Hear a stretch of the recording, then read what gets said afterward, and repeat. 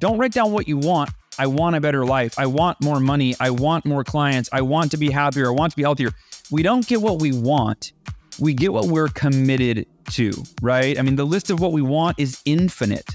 The list of what we committed to, it can't be infinite. That's Hal Elrod, worldwide best-selling author of The Miracle Morning and The Miracle Equation, personal development coach, top-rated motivational keynote speaker, and all-around miracle maker. I'm not going to resist my reality. I'm going to accept, okay, this is where I'm at now. As bad as it sucks, this is my reality. So I'm going to be at peace with it. I'm not going to allow my reality to define my internal state of being, my emotional well-being.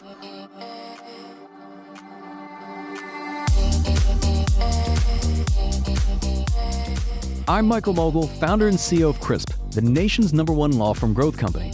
I've built my business through practice, not theory. CRISP started with just $500 to my name and has grown to over 8 figures in revenue over the last few years, earning a spot on the Inc. 500 list of the fastest growing private companies in America. Our approach has been to take everything we've learned about generating massive growth within our own organization and help the country's most ambitious and committed law firm owners do the same for theirs. In each episode of this podcast, I sit down with innovative market leaders from the legal industry and beyond to learn from those who thrive in the face of adversity, challenge the status quo, and define what it means to be a true game changer. Today, we're revisiting one of our most popular episodes from the podcast where I sat down with Hal Elrod to talk about the daily habits of the world's most successful people, the actionable steps you can start taking today to transform both your professional and personal life, and why mindset is the key to overcoming any obstacle imaginable. I develop myself every morning to be a better version of the person I was when I went to bed the night before. And through that personal development, that aggressive, systematic, intentional personal development, I was able to take my income to levels that I never imagined. That's coming up on the Game Changing Attorney podcast.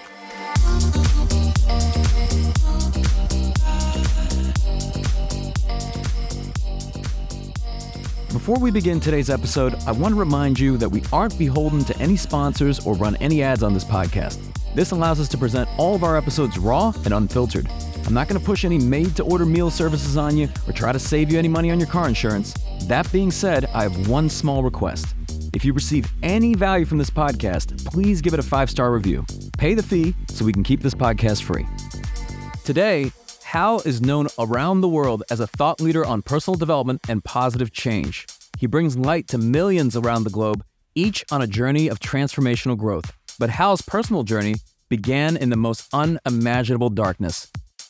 Yeah, so there was a few what I would call rock bottoms in my life, and a rock bottom I think we can all relate to. It's those times of adversity that are beyond what we've ever experienced before. So they really test us. They test us mentally and emotionally, right? Test our resilience, our faith, so on and so forth. So for me, there's a few that I'd point to that led to the miracle morning. Number one is my baby sister died when I was 9 years old. I woke up, I ran across the hall, I heard my mother screaming, and my mom was giving my 18-month-old sister, Amory, mouth to mouth, and she died that morning. And that I really saw. My mom, within 6 months, was leading a support group for other parents who had lost children, was doing fundraisers for the hospital that tried to save my sister's life. Like, I really saw that, you can take your own adversity, your own tragedy, and turn it into an advantage, into a triumph, for other people. So that really, the seed was planted when I was young. And then when I was 20 years old, driving home from a conference, I gave a speech at an event. I was in sales at the time, and driving home at 11:30 at night, my brand new Ford Mustang, I'd bought it with my own money. It was like, the 20-year-old's dream car. And I was hit head on by a drunk driver at over 70 miles an hour. And I bounced off the drunk driver. The car behind me hit me in the door. Instantly, I broke 11 bones. I began bleeding to death. An hour later, I died. I was clinically dead for 6 minutes. Came out of the, woke in a hospital 6 days later out of a coma. And I was told I would never walk again and that I had permanent brain damage. And I always joke, my wife will vouch for the brain damage. But I did take my first step 3 weeks later, and the doctors couldn't explain it. And then most recently, well, not most recently, but in 2008, when the U.S. economy crashed, that was kind of my third rock bottom. And that was one that people can relate to a lot more, in that it was a financial rock bottom, right? I lost over half of my clients. I was a coach at the time. business coach, and I lost over half my income. Therefore, couldn't pay the mortgage, right? Lost my house. Bank took the house away. I was in credit card debt. My credit score plummeted from almost 800 down to 500. I mean, it was bad. Through overcoming seemingly insurmountable obstacles, Hal realized that the only way to change his life was to first change himself. So he began looking for answers. He wanted to know what the world's most successful and fulfilled people had in common. Which of their practices could he incorporate into his life to create lasting change? Hal found that while some people swear by meditation, others prioritize journaling or exercise or reading, which got him thinking, why not incorporate all of them? If one of these will change your life, all 6 of them would be the ultimate morning ritual. And so woke up the next morning, did all 6 of these practices, and within 2 months, I had more than doubled my income. I went from being in the worst shape of my life physically, having not exercised in 6 months, to committing to run a 52-mile ultra marathon. And my depression went away that day. And I realized, I started telling my wife, this is like a miracle. This morning ritual is like a miracle. It's changed my life so fast. And she goes, it's your miracle morning. And I was like, yeah, sweetie, I like that. So I started putting the schedule of Miracle Morning and started teaching it to my coaching clients, and then now the book itself, it took 3 years to write it. It's now been translated into 37 languages, a self-published book, by the way. We've sold over 2 million copies. And I think what's most profound is there is this global Miracle Morning community made up of millions of people that wake up every day for their own personal evolution, and then they support the evolution of our global community. So I'm a part of the community you mentioned. I think it's one of the most supportive communities. And I guess the first question is just that, sometimes people hear this stuff, they hear about like meditation and journaling and all these different things, and they think, okay, like that's cute, right? But I'm broke, or I'm experiencing this hardship, and I don't have time for meditation, or I don't have time for journaling, or whatever it is. Like, what do you say to those people?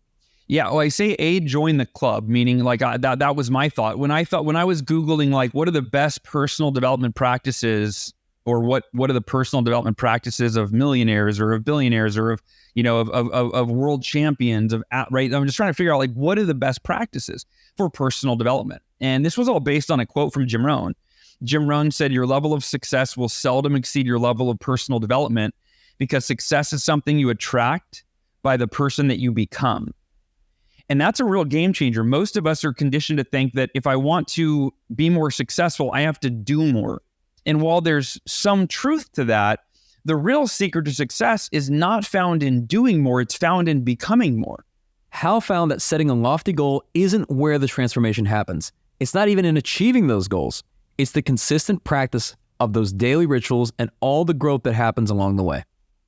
I focused my affirmations, I focused my visualization, I focused what I was reading around the outcome of increasing my income, right? Keep in mind, in fact, the timing for this couldn't be more perfect, Michael. I'm just realizing this, where we're potentially in the midst of, we're about to go into a recession, right? The stock market has had the greatest plunge in history a few weeks ago.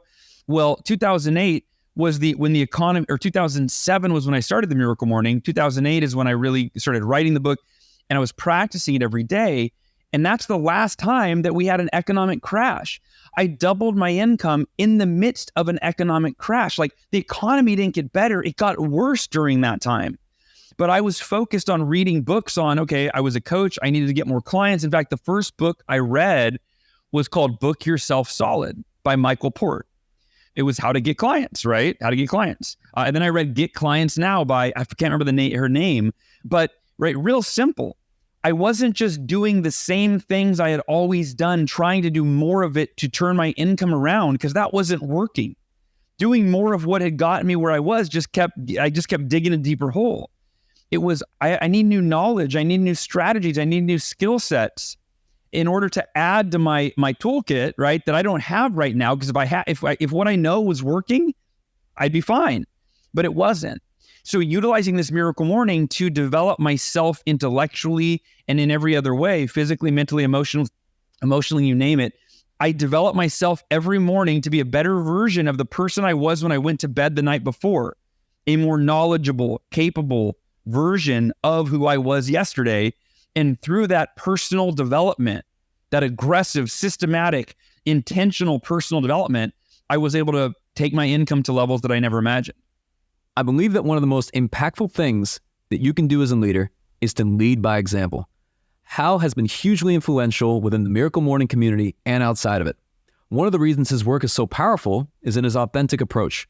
He openly shares his challenges and his rock bottom moments so others can learn from his experiences. I wanted to know how somebody in such a significant period of pain and suffering can find the impetus to make a change. Number one, and I talked a lot about this during my keynote at your event, is you have to accept everything that you cannot change. That is the first step. And that's based on the understanding that all emotional pain, every painful emotion that you have ever felt in your entire life or that you are feeling right now or that you could ever feel in the future is self-created. It's self-created by your resistance to your reality. So think about that for a second. Something happens to you and you go, no, like you don't want it to happen. You wish it didn't happen. You wish it were different, right? And to the degree that you resist your reality determines the degree of emotional pain that you feel. Now, the opposite of resistance, which will help you understand how this is true, is acceptance. So let's imagine that the same tragedy befalls two different people, right? Economic hardship, whatever it is. And one person goes, no, God, come on, this isn't fair. I need money. Right? They're resisting their reality. And then the other person goes, man, this isn't fair. This sucks. This is the worst thing that ever happened. But you know what? I can't change it. So I'm not going to wish that I could. I'm not going to resist my reality. I'm going to accept, okay, this is where I'm at now. As bad as it sucks, this is my reality. So I'm going to be at peace with it. I'm not going to allow my reality to define my internal state of being, my emotional well-being. And for me, when I was hit by a drunk driver and I was told I would never walk again by doctors, the doctors thought I was in denial because I was so happy all the time. I was all positive and happy. And they told my parents, they said, your son Hal, we think he's delusional, or he's in denial because he's always smiling and laughing and joking. And what they didn't realize, my dad came in and talked to me about what I was, he goes, Hal, how are you really feeling? Like the doctors, they think you're delusional or you're in denial and they think you need to accept what's happened to you. And I go, Dad, they have it backwards. I've accepted it fully. I said, there's only one of two possibilities. Number one, I'm in a wheelchair the rest of my life. And number two, I might walk again. Let's say possibly number one, I'm in a wheelchair the rest of my life. I've already thought that through. And I decided I'll be the happiest, most grateful person that you've ever seen in a wheelchair.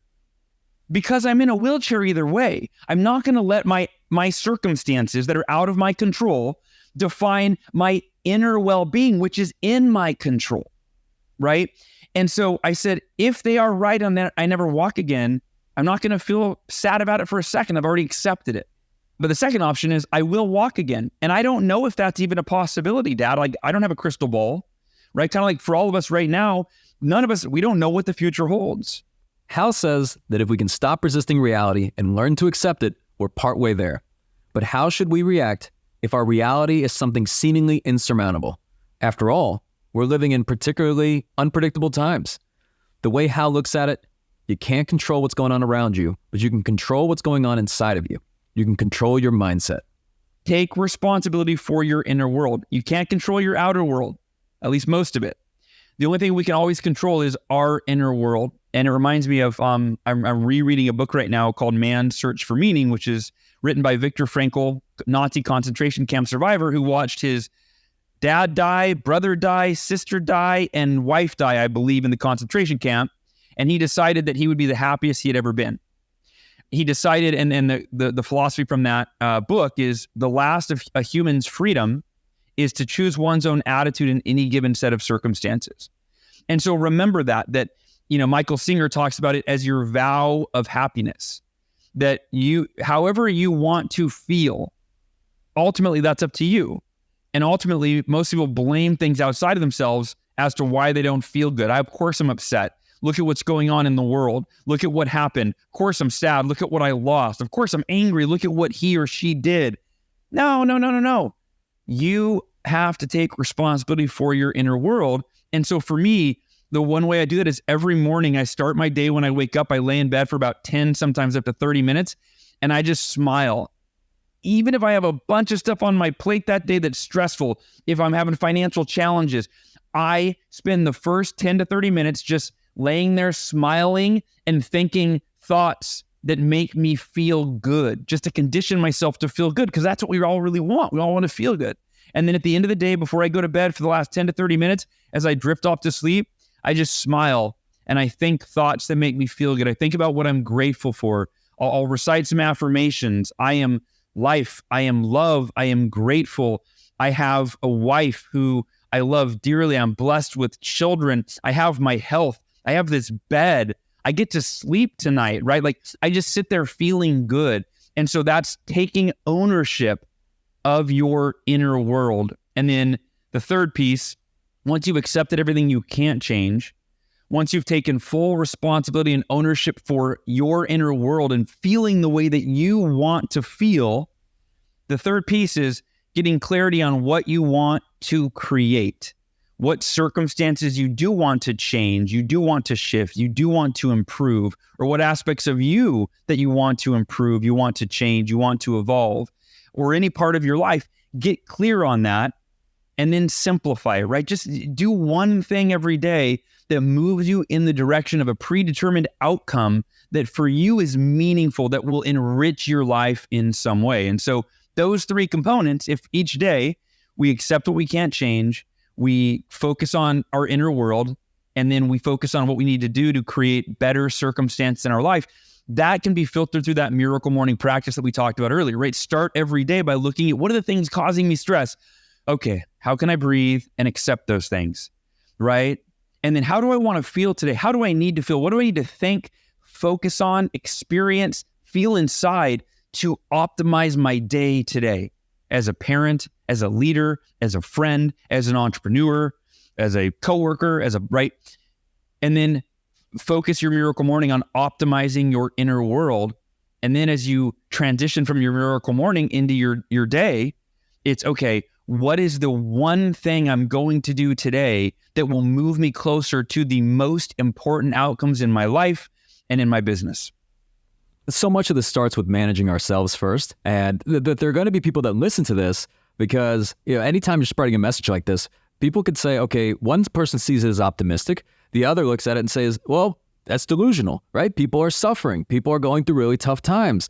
So how do you approach that? Because oftentimes I think when people are in pain, it's very difficult for them to be receptive to positive messaging. I usually speak in anecdotal evidence, right? Meaning, which I think is the most underrated evidence. It's like, hey, if this, like Miracle Morning is a great example. We have millions of people that are doing the Miracle Morning. Like, I don't need a scientific study to say, well, it's through word of mouth because it's actually working for them. And so for me personally, I was deeply depressed when I decided I had to do something. In fact, there's a very simple quote, a philosophy from a mentor of mine, my mentor, Kevin Bracey. He said, if you want your life to be different, you have to be willing to do something different first. I read that quote while I was feeling, not motivated, unenergized, depressed, lethargic, scared of my financial situation. Think about it. At the time I was losing my house. I was $52,000 in personal credit card debt, right? My credit score had plummeted. Physically, I was in horrible shape, right? My body fat percentage had tripled in 6 months, literally. And I listened to Kevin's words and I go, if I want my life to be different, I have to be willing to do something different first. And I opened up my planner and I wrote in 5 a.m. morning routine. And I'm like, I'm doing it. I'm willing to do something different first so that my life can be different. I can't keep doing the same thing and expect things to change. And so that's what I would share if you're listening is follow the, millions of other people that have done it, even though it was difficult. In fact, I was asked, probably it's been a year or two now, someone said, Hal, what percentage of the Miracle Morning community, what percentage of these individuals were already, quote, morning people, end quote, before they read your book? So it wasn't like a big paradigm shift. It was like, oh, yeah, this is better than checking email in the morning. I should do these things when I wake up early. They said, what percentage were already waking up early? And then what percentage had never been a morning person? So this was like a radical overcoming of a limiting belief, most likely, of like, I'm not a morning person. And I did not know, I was kind of embarrassed. I didn't know the answer. So I surveyed our community, which at the time was, in the hundreds of thousands, and 72% said that they had never been a morning person in their entire life. So, for me, I like anecdotal evidence because I go, man, if they did it, I can do it too. I think it's one of the most important beliefs that we can have, which is if another human being has done something that we aspire to do, That doesn't mean they're better than us or different than us. In fact, every human being is more like you than they are not, no matter what they've done or how they grew up or where they were born into, right? We're all human beings. And so if another human being can do it, so can I, so can you. Yeah, and I would just say, realize that if you want your life to be different, if you want it to be better, you have to be willing to do something different first that makes you better. I'm also a big believer in changing yourself to change your life. After all, old ways won't open new doors. And if you want to transform any area of your life, you must transform yourself first. Hal found an incredible recipe for success with the Miracle Morning. And in 2019, he published another book to share the most impactful ways to achieve transformational growth. I am often asked, Hal, do you have a favorite of the 6 practices that make up the morning routine? And the politically correct answer would probably be like, no, they're all equally important, right? But for me, there is one that stands out above the rest, and it's the one that is the most misunderstood by the majority of people, and that is affirmations. Now, if you were around in the 90s and watching Saturday Night Live, there was a character named Stuart Smalley, and he had a show called Positive Affirmations with Stuart Smalley, and it was really cheesy. Like, he looked in the mirror at himself, and he's like, I'm good enough, I'm smart enough, and doggone it, people like me, right? And affirmations have been taught to us in a way that's really ineffective over the years. It's typically been, just tell yourself something is true until you trick yourself into believing it's true, right? Like if you're struggling financially, just tell yourself that you're wealthy, right? And so if you go, I am wealthy, I am wealthy, I am wealthy. Like, but if you're not wealthy and if you're broke or you're really struggling financially, your subconscious is gonna pile liar onto that, right? Like, you're not wealthy, you're broke. You're literally creating inner conflict, which is not what you need more of, right? When you're not in a great place, you don't need more of an internal conflict where you're lying to yourself, but your subconscious knows the truth, and as they say, the truth will always prevail. So the first problem with affirmations, as they've been taught, is that they are is to lie to yourself, essentially, right? Speak something as if that's not true as if it is, and you trick yourself through repetition. Never the optimum strategy is going to be lying. The second problem with affirmations is we're taught to do them in this flowery way that promises something for nothing, right? And so, meaning you tell yourself, money is flowing to me, life's going to get better. Like that'll make you feel better for a few moments, but that's not going to actually bring income into your life, right? You asked about the importance of having a why. So I'm going to share 4 steps to creating affirmations that are actionable and will produce measurable results. Number 1, write down, what are you committed to? What are you committed to? Don't write down what you want. I want a better life. I want more money. I want more clients. I want to be happier. I want to be healthier. We don't get what we want. We get what we're committed to, right? I mean, the list of what we want is infinite. The list of what we committed to, it can't be infinite. And it's the only thing that typically we will create in our lives is that committed to list, not the want list, right? The want list is infinite. The committed to list is where we actually see results. So number 1, what are you committed to? Number 2, why is that deeply meaningful to you? And I'll use it as an example from my own life. When I was 20, I wanted to be a millionaire. I started in sales. I was a top salesperson. I was like, I'm gonna be rich, like sky was the limit. And I thought, all right, I want to be a millionaire by the time I'm 25 years old. And then I turned 25 and I wasn't anywhere close. I mean, I wasn't even 100,000 Like I wasn't, I maybe had like 10 grand saved or something, right? I'm like, man, I am way off. So then I go, okay, I'll be a millionaire by the time I'm 30. And by the time I was 30, right, I had gone through the economic crash. I had I was in debt. My credit was ruined. Or I'm like, okay. But then I had a baby, or my wife had a baby. I didn't have my wife had the baby. And then my affirmations evolved to include a deeply meaningful why. And I thought by the time I'm 35, I'm committed to becoming a millionaire so that I can provide financial freedom for my wife and our daughter, because I deserve that, they deserve that, and they're counting on me for that, right? I'm the sole provider in our family financially. And then I wasn't quite there at 35, but I was on my way. And here's the point. Once I had a deeply meaningful why, which by the way, our deeply meaningful why usually has more power when it's not just about us and it's about people in our lives that we love, that we would die for, right? The people in our lives that we love. And it can be about us, by the way, right? Like if you don't have a family and you're like, you're a lone wolf, you're a solo artist, that's fine. But it's got to be this meaningful why. And then quickly, number 3 is, what actions will you take to ensure that you get there? And number 4, when will you take those actions? So number 1, what you're committed to. Number 2, why it's deeply meaningful. Number 3, which actions you're committed to take. And number 4, when you'll take those actions. That is an affirmation, a formula for an affirmation. And do one for every area of your life. Create an affirmation for your finances, for your relationships, for if you're a parent, right? If you're in business, if for your health. Create an affirmation that starts with the outcome you're committed to and ends with the actions you're going to take and when you're going to take them. I used to hear things like this, and I remember, like, in the Brian Tracy books and all these different things that I used to read years and years ago. And at first, I'd hear that stuff and say, "Hey, that's nice," but it doesn't seem practical. It just seems nice. It wasn't until I fully started buying into that, and I was seeing the most successful people around me that were doing things like this, that were practicing affirmations, that were journaling, that were meditating, that were being very intentional about what it is that they want their life to be, how they want it to look like, who they want to impact, and then we're disciplining themselves in a way to drive themselves towards that. Because a lot of what we're talking about is really productive ways of thinking and acting, right? I mean, because there's all sorts of non-productive ways that you can have, right? You can fall victim to yourself. You can believe it's somebody else's fault. You can do all these different things that may make you feel better, but ultimately may not make you better. Right? So it's like the line for the people that want to feel better is very long. The line for the people that actually want harsh truths, that one's a fairly short line. But you broke this down, and I love this because I want to talk about this briefly with the miracle equation and talk about miracles of what it actually takes to make things happen. And it's not a complex equation. There's no calculus really involved here. But as I'm reading this, I'm like, yes, it's like a simple thing. And then I'm like, how did Hal write a whole book about this? Right? Because I read the intro and I was like, okay, I agree. But it's phenomenal. And I really encourage everyone to read the Miracle Morning, to also read the Miracle Equation. But if you could talk about that, because this is really how miracles really get accomplished and true, like, transformational goals get achieved.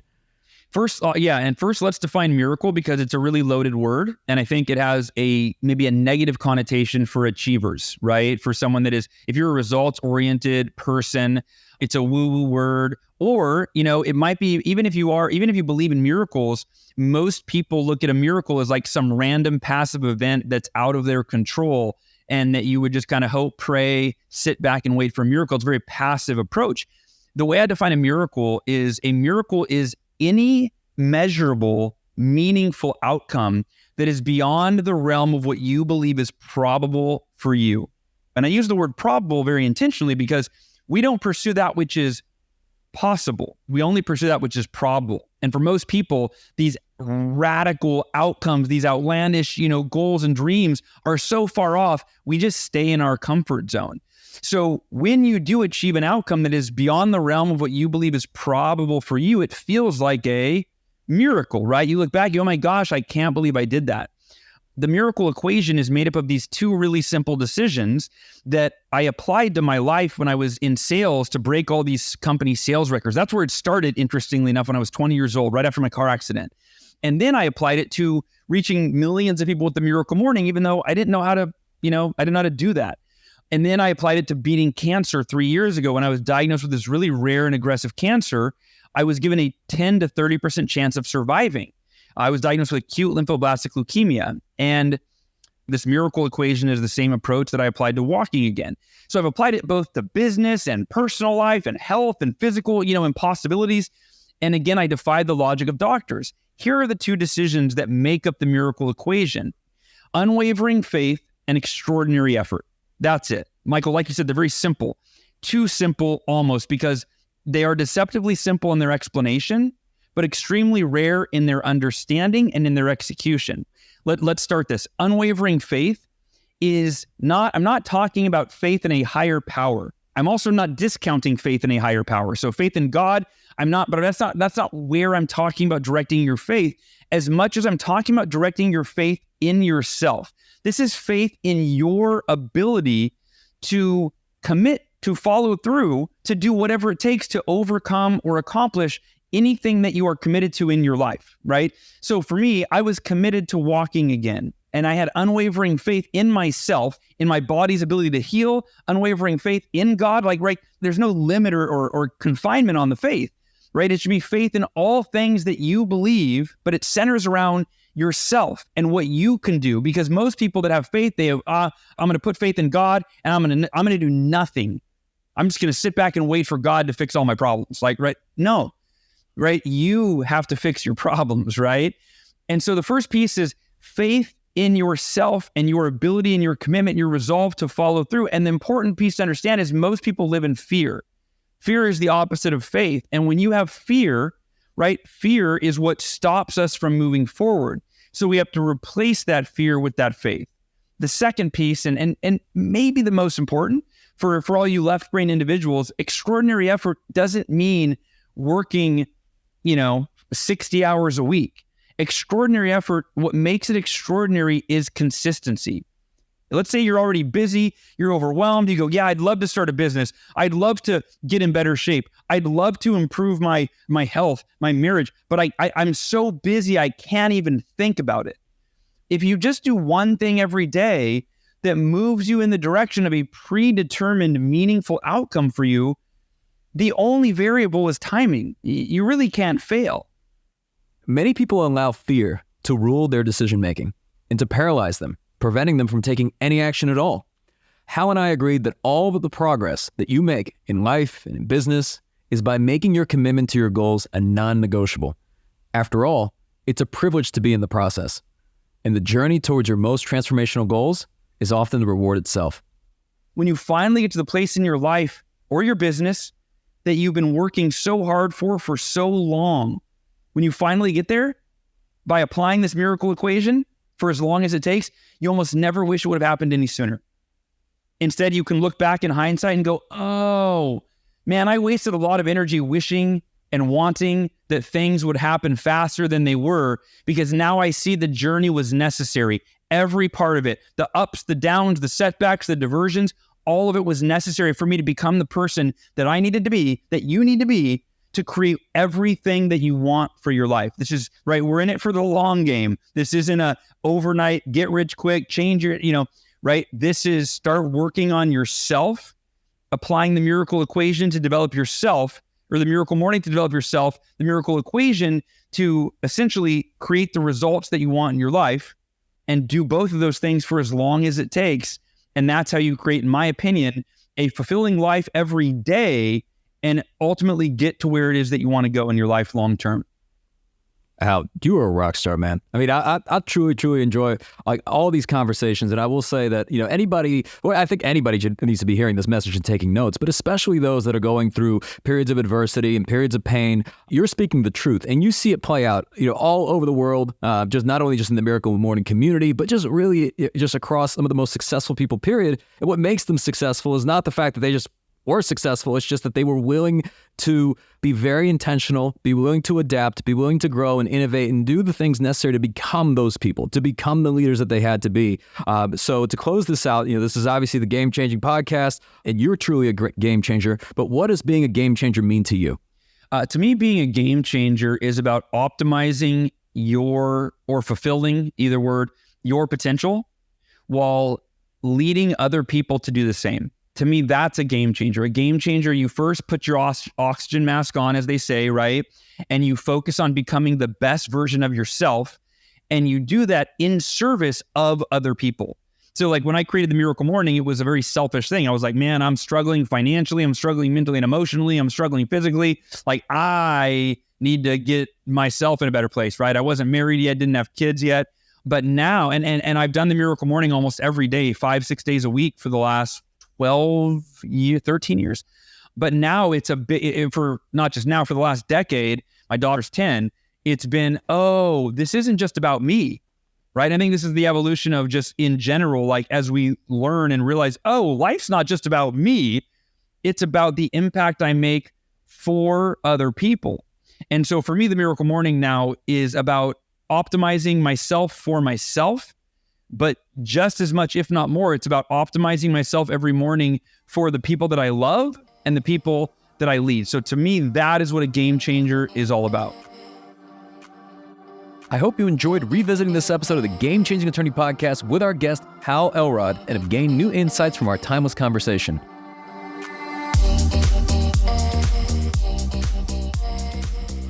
If you found this episode valuable, here are 3 free ways that I can help you grow your law firm. Number 1, download the first chapter of my book absolutely free at GameChangingAttorney.com. Number 2, you can shoot me a text at 404-531-7691 and I'll answer any question that you've got for me. And finally, number 3, if you can leave this podcast a 5-star review, it'll help us gain access to more influential thought leaders and bring their lessons learned here to you.